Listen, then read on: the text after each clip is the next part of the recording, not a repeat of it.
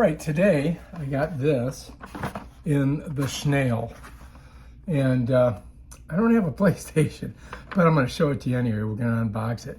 This is a multifunctional cooling stand for P5 Slim Disc or P5 Slim Digital. It's got a spot for your controllers, your headphones, you know, it's a pretty cool little thing. So let's open it up. And I've taken the liberty of actually getting all the stuff out of it. And there's really nothing else in the box, right? So let's set the box over there and let's see what you get. All right, so here's your station. It comes with these two things that you clip onto your PlayStation. I'm gonna set them over there. It also has these two USB-A connectors.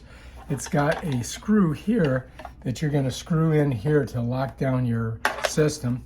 And depending on which one you've got, they have, you know, this thing that pulls out, you know, because each one's a little bit different on a base, right?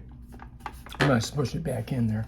And then on this side, you can see you've got USB-A, USB-C, and there's your control panel right there. It says that's your controllers, and then your fans and all of that. So that's basically it right there. I mean, Bob's your uncle. All right, this kind of shows you the configuration depending on which system you've got. And then it gives you a little information there.